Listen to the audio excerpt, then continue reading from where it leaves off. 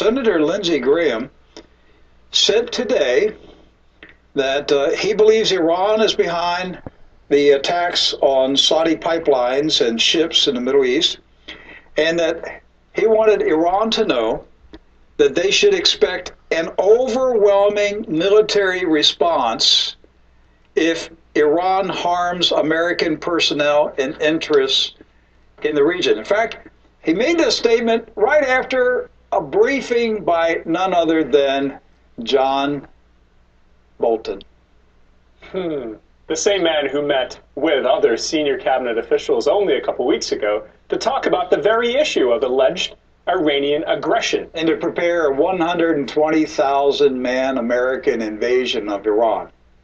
So Senator Graham came out of a meeting with John Bolton today, and he was wagging his finger. All right, Mr. Murgatroyd, there's a war coming. That's right, and he said he wanted Iran to know there's going to be overwhelming U.S. military response.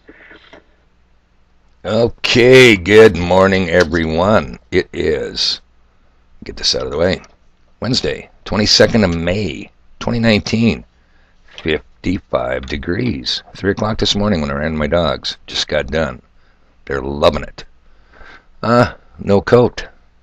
Stunning what one day can make, 124-hour period. Okay, people.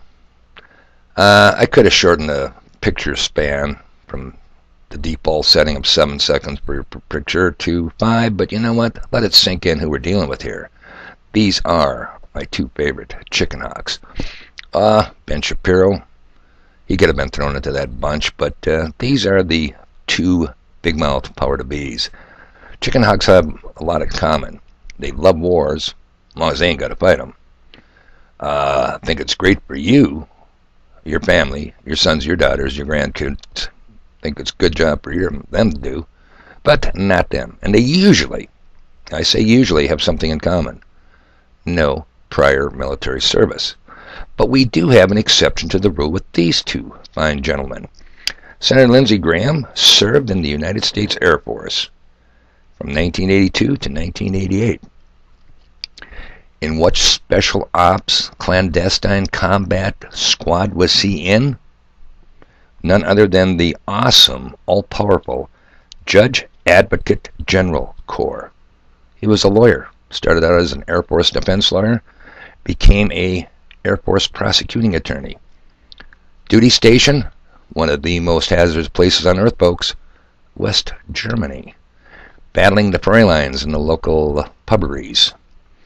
And then we have the wizard with the mustache, John Bolton. So let's run over here to the People's Encyclopedia and see what we can glean about his military service.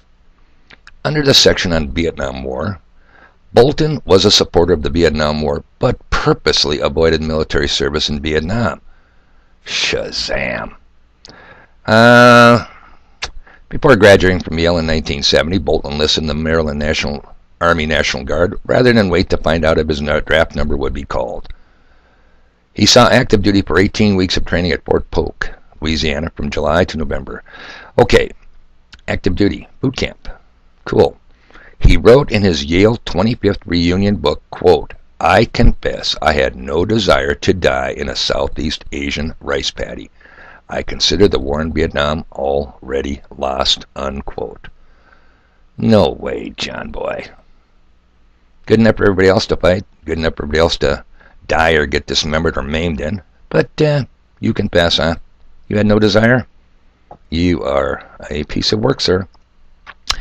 Okay, the final picture was of Rick Wiles, excuse me, True News.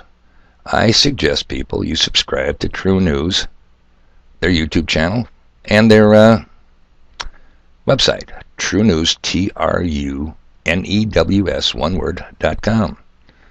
Excellent sources of information. I'm going to play another segment of this 12-minute video just to set the flavor of this whole thing. You know, we got to get these chicken hawks. Give them credit where credit's due. Okay, here we go. You're going to look at me and listen to this.